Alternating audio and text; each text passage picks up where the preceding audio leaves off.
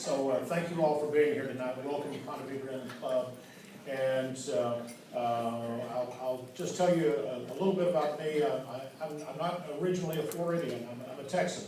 However, I've been in the hotel business for, a long time. And I started out in the ski resorts in Colorado after college and moved to Ponte Vedra in 1984. So I've lived here for well over 30 years at this point, and as with many of you that maybe did not, that were not born here, this is home. It's where I've chosen to be and live longer than anywhere else that I've been. So it's a fascinating place full of fascinating people. There are many of you who are probably better qualified to give this presentation than I am. I've had lots of phone calls this week from those people who wanted to check in on me and make sure that I didn't forget anything. And I'm sure that I will, but I also have the privilege of, I've had the honor of working at Ponte Vedra Inn Club for over 32 years. And one of the things that we do, it's a very special place, as many of you know. And one of the things that we do is we have a 2-day orientation for any person who's hired to be a member of our staff. And we tell them about the property, and we train them right offhand to learn a bit about who we are and how we got here. And I have the honor of doing a history presentation for our orientation classes to start out our orientation program every time. So we will see some of that program tonight. We've done a little tweaking here and there, and I hope that you will enjoy the presentation. Just to acknowledge the beaches, Historical Society, they've been a real pleasure to work with, and we're very privileged and honored to have been a part of how all of this got to be here. And of course, you know about the beverage service that's in the lobby, and restrooms for those of you that are not familiar with us. Out the doors in the back and around down the hallway to your left is where they're located. So important business to take care of first. This is a part of the ongoing part of the Shifting Sands program that Sarah and the staff at the museum put together. And of course, you may remember we had a great presentation back in November. The gentleman's speaker was Bob Lowry. He was a geologist, and he gave a great deal of information to us about the reason why Mineral City was founded and how it all got here, and what the significance of the minerals were that got this place started to begin with. And it's going to be my pleasure tonight to try to take you from where we were and how we got here to where we are today with a beautiful resort that we are so proud of. So let me tell you that we're celebrating our 90th anniversary this year, and we're going to be commemorating our 90 years of being here throughout the course of this year. This is a big year for us. And what I'd like to do at this point is take you back in time a little bit. Let's take ourselves back to the late 1800s, just before the turn of the 20th century, and try to think about what most of Florida looked like back in those days. Primarily, Florida was still jungle back in those days. The only highway to the inland portions of the state were up the St. Johns River. And to do so, you had to go through Jacksonville, which was the largest city in Florida back in those days. And Jacksonville had been a commercial and transportation center for many years, centuries. People from all over the world had been coming to the Jacksonville area. And the downtown streets of Jacksonville were lined with these beautiful, grand old hotels where people would come for the season and stay in Jacksonville and enjoy the nice southern weather here. Well, while they were here in the Jacksonville area, many of them liked to go out to the beach. There was one road and one railway that connected Jacksonville out to the beach. And in those days, of course, it was known as Pablo Beach. And Pablo Beach was one of the most dynamic beach areas anywhere in the world. The boardwalk and the pier were there by the beach, and people would come out and park on the beach. And of course, there was even the midway that was right there beside it. So a very dynamic beach area right here in what is today Jacksonville Beach. And as you came further south, you came to the end of the road, and literally there was no road that came down this far. And you came to an area that was known as Mineral City, and of course the people with National Lead Company had discovered this vein of minerals that went all the way from the Carolinas down to about Melbourne. And the richest portion of that vein was right here in Mineral City. And they obtained about 14 miles of oceanfront land down this area, and they built a railway spur that came down to connect it. And there was a refining plant that was here, and and to get here, you actually had to drive down the beach at low tide and jump the dunes to get over here. Well, there was a gentleman right in the very beginning that National Lead Company appointed to be the head of their operation here in Mineral City. And this guy was a gentleman by the name of Colonel Joseph Staley. And he was a real colorful individual. And through the course of the history of Ponte Vedra, there have been a lot of colorful individuals. But this guy was known as Chateau Joe.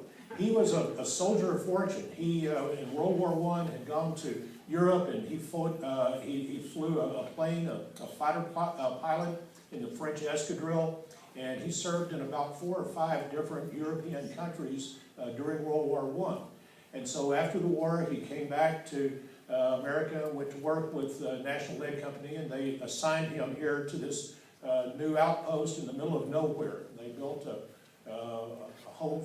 company home for he and his family. And this was a Florida native that they had to go ahead and dispatch before he became a problem for the family. The other thing about Joe Staley was that he was also the president of what was called the Atlantic Coastal Highway. And this was an Atlantic Coastal Highway that went all the way from Maine, all the way down to the tip of Florida, and even over into Cuba, and all the way to Santiago, Cuba. So he was one of the moving fathers to get the road that was built from Jacksonville Beach down to Volano Beach. And after Mineral City, and about this same time as well, there was another gentleman came to Florida, most of you know of Henry Flagler.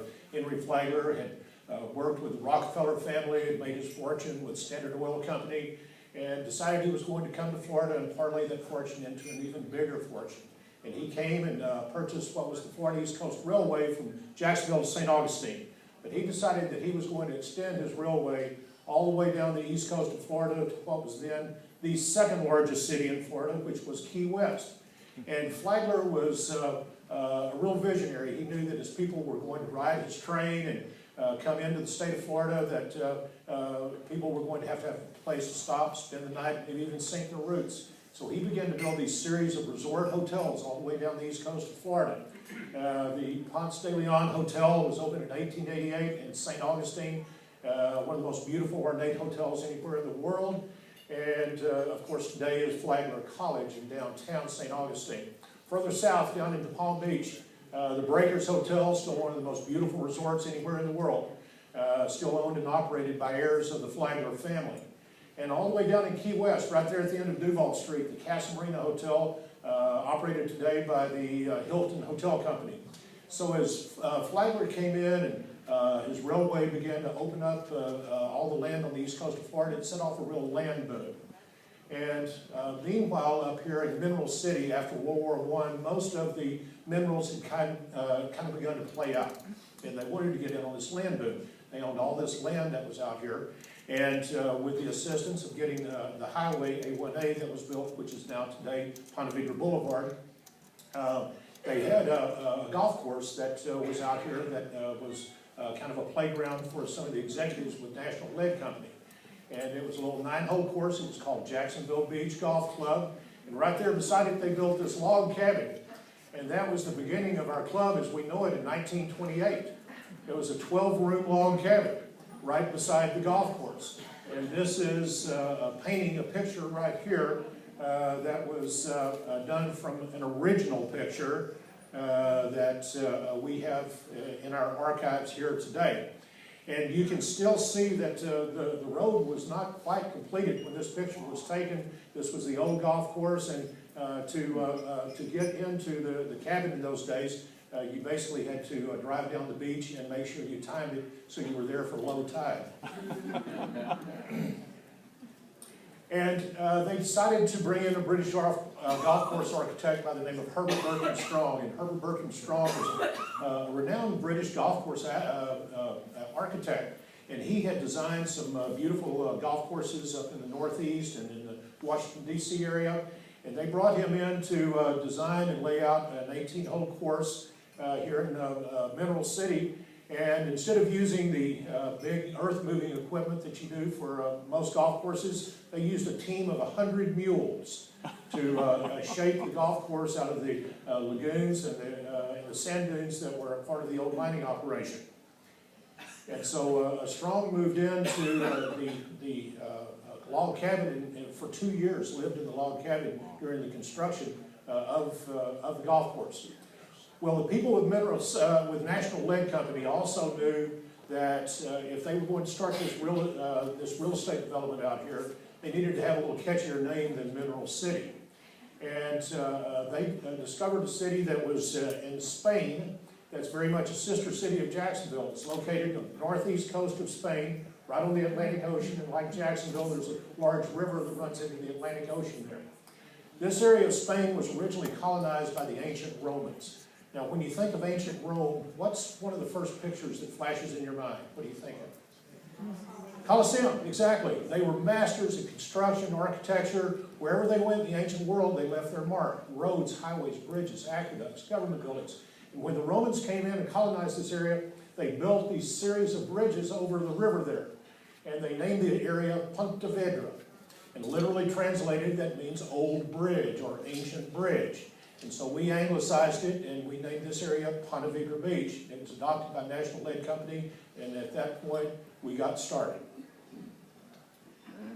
And one of the first things after the golf course was our racket club. This is a picture of the old racket club as it appeared up until the turn of the 21st century, and at which time it was rebuilt as you see it today. We have 15 courts. It's a clay court, a hard-true surface. 8 of them are lighted for night play. And it's been rated by Tennis Magazine as one of the top tennis resorts in North America. And I've been complimented that Grandma Cozby posed for this picture.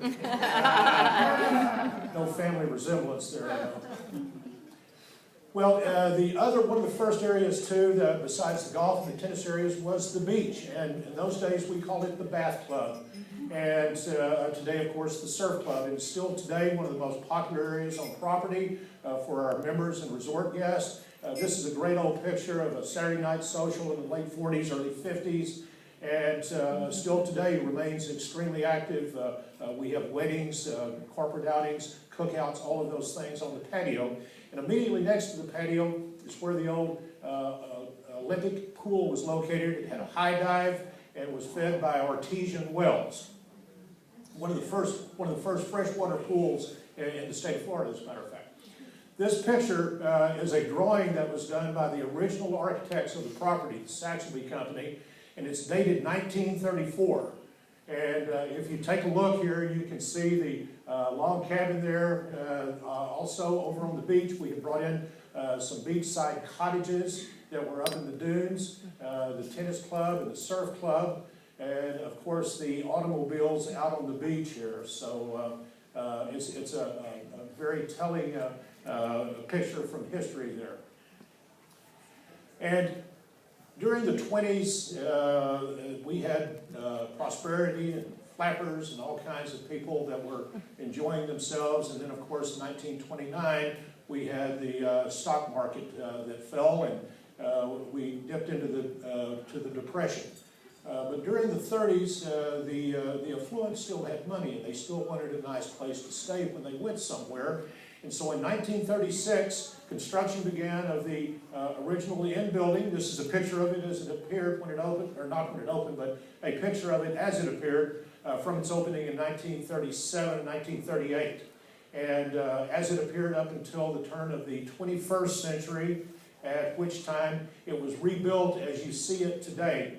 The south wing is where the hotel rooms were located in the lobby, and of course the north wing is where the very historically significant Great Lounge and the inn dining room were located. And when the south wing was taken down, we have 21 hotel rooms that were replaced there. along with our grand lobby. So what we have here today is a melding of the old and the new.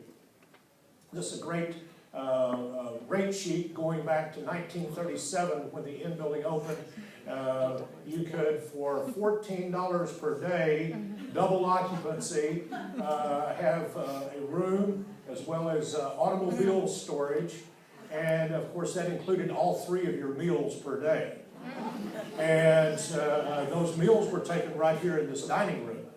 So we are very proud of where we came from and what we've been able to hold on to. Also, right here for $1.50 a day were the greens fees for playing golf. What? The good old days. This is a great old picture out on the golf course as well. You can see some of the old dredging machinery still out there in the lagoon areas. We do have a dress code on the golf course. Shirt and shoes are required today. But as you take a look at the picture, you realize too, this is before golf carts were invented. So when you went out to play golf, you would go right through these doors out to the back terrace and meet your caddy. And your caddy would escort you around the golf course. Well, in the 40s, World War II came along, and it hit the entire world, and of course it also hit Ponte Vedra, as many of you know. There were German U-boats that were patrolling offshore here up and down the Atlantic, as well as into the Gulf of Mexico. Blackout curtains were used, and there were multiple sinkings offshore, that most of which were not reported. And just offshore from Ponte Vedra, German submarine U-boat 123 sunk the Gulf of America, a cargo boat that was on its maiden voyage. The Gulf of America, on its maiden voyage out of Houston, had 90,000 barrels of oil on it. And 2 miles offshore, it lit up the night sky when it was torpedoed by U-123. And of the 50 crew members, 29 of them survived. There was another German operation that took place here, and I've got it is Operation Pastorius, and I kind of skipped through something that I'll throw in here. The Germans, I think, learned something from the moonshine runners, the rum runners, because back in 1942, just offshore from Ponte Vedra, they put a rubber raft in the water and rowed it ashore, and these German saboteurs, Nazi saboteurs, came up into the dunes and buried their explosives, and there was money and incendiary devices. And it's just about the same place that the rum runners used to come in and pick up their rum and bring it up the beach. But anyway, the Nazi saboteurs came in 1942 of June and decided that they were going to come ashore and try to terrorize the United States during the war. And during the course of them being here, they were discovered by the FBI. And the FBI rounded up all 8 of these saboteurs and brought them back to Ponte Vedra and had them go into the dunes and dig up these explosives. And they were, at that point, after that, they were tried, convicted, and executed. And so 6 of the 8 saboteurs were executed. They were in the electric chair. And the 2 that were the informants were put into prison. They were imprisoned, and then after the war, they were deported back to Germany. Well, the decades began to roll by, the 30s, the 40s, 50s, and into the 60s, and the footprint of the property was pretty much in place at that time. The historic inn building was the center of the property, flanked on the north by the golf club, the south by the racket club, inland from there, the golf course. Over here on the beach is where the surf club was located. But there was a very important feature that goes all the way back to the very beginning of our property. All the perimeter of our beach, the entire length of our beach property, there is a large concrete bulkhead, a seawalk, if you will, that runs the entire length of the property. And it has allowed us to build our hotel buildings right up next to the beach. You cannot do that in today's world. As most of you know, there's dune preservation laws, environmental setback laws, but because of the age of our property, this is a feature that was grandfathered in, and it separates us from every other resort in the state of Florida.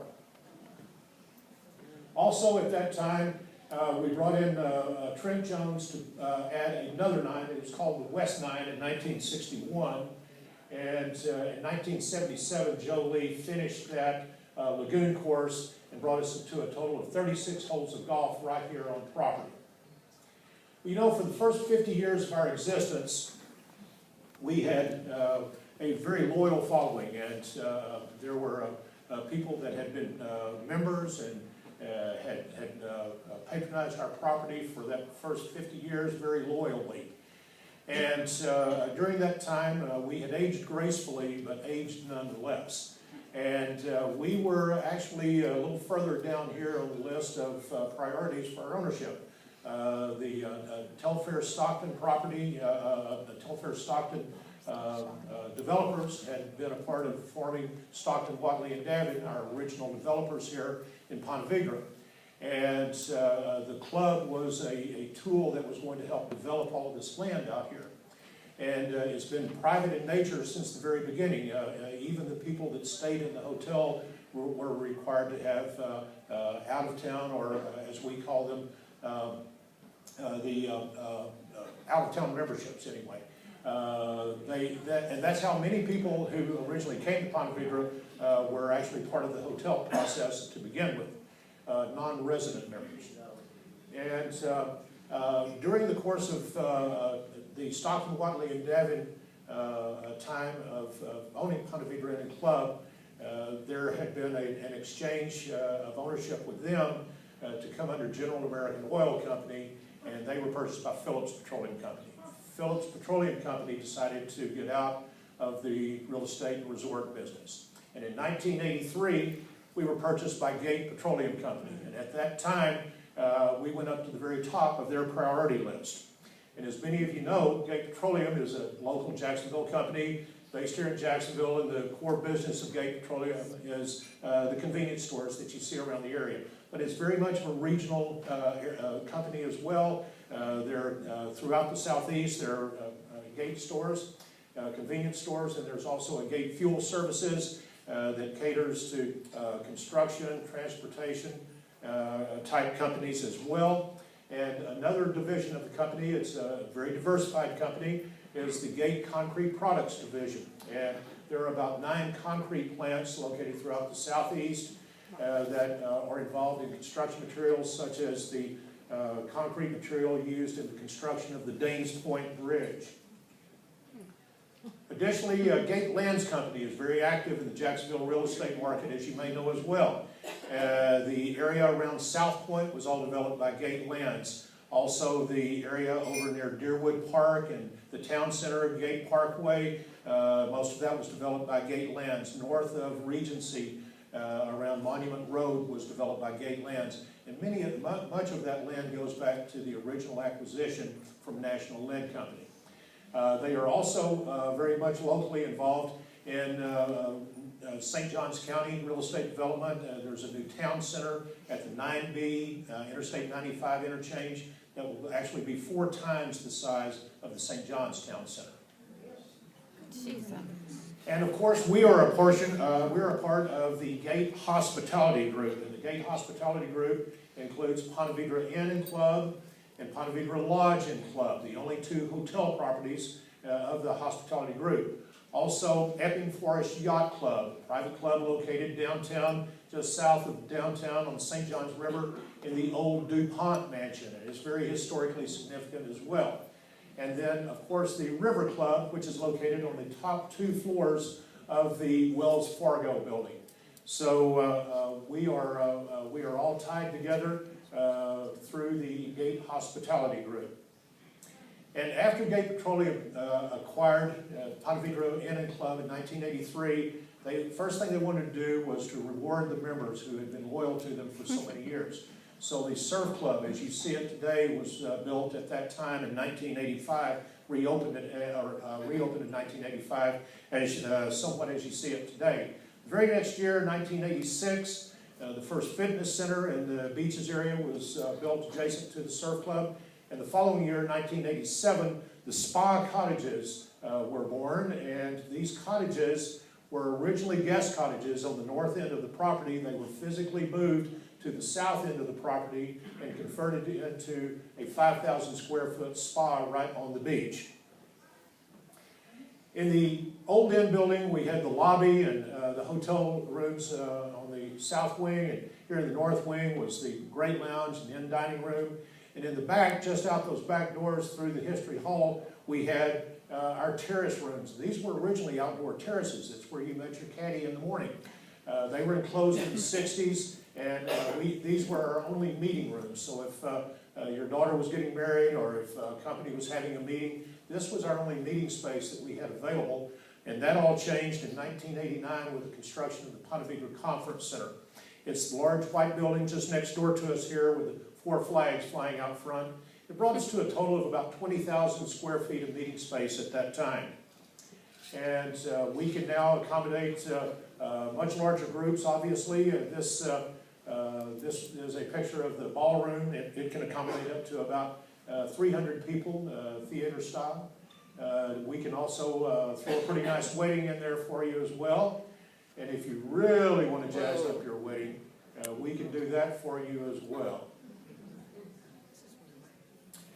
And 8 miles south of us is the Outpost. The Outpost was originally a hunting lodge that was down on the Guana Lake. And there was an old lodge building down there. And in 1993, this building was constructed to allow us to have more functions at that area. And as you're going south down A1A towards St. Augustine, you go through the Guana Preserve, and of course over on the east side is where the beach and the surf is located, and across on the west side is where the lake is, and the Outpost sits up on a hill right here overlooking the lake. And there's 100 acres of land that are completely surrounded by the Guana Preserve. This is the interior of it. For those of you who have not been out there, it's really a special place. It has the open beam rafters and the coquina stone fireplace, and we can accommodate up to about 300 people out there for civic functions, cookouts, weddings, and things of that nature. Well, our 5,000 square foot spa cottages very quickly ran out of room. And we built another building across the street from it, which was our second generation spa. We doubled the size with 10,000 square feet and over 100 pampering services available to you there until we ran out of space in that building as well. And today it houses Ponte Vedra Club Realty, one of the oldest real estate organizations in Ponte Vedra. In 1989, just down the street from us, another developer built another hotel and club. And it's at the site of the inlet. And the inlet was tied, we were tied at the waist to the inlet here at Ponte Vedra Inn Club for many years until it went away. I believe it was in the very early 70s, if I'm not mistaken. And at that site, the lodging club was built. And we were friendly competitors here in the same neighborhood, but make no mistake about it, we were competing for the same club members, the same hotel guests. So that was the relationship we enjoyed with the lodge up until 1997, at which time it was acquired by Gate Petroleum Company. And now today, we are joined at the hip. We have joined forces. We have one accounting office, one reservation system, one computer system, one marketing department, one HR department. So we are very much tied with the lodge, and our staff is interchangeable in many cases. It's a wonderful property. It's a great addition to the hospitality group. And in many occasions, in fact this past week, we had to overflow guests from one property to the next. Or if your room isn't exactly what you want, most likely we can accommodate you at the other. So it's a great relationship that the Inn Club and Lodging Club now have with one another. They have a beautiful dining room that looks out over the ocean as well. And it's built in a serpentine fashion so that as it winds down the beach, every room has a direct view of the beach. Many of the rooms have fireplaces in the boudoir as well. And there's dining out on the patio. They call it the Oasis, next to the adult pool in the back of the lodge. And the lobby was renovated in 2006. We have a nice retail space there as well. In 2014, we also added a new family pool just across the street with all the bells and whistles that the families and kiddos enjoy.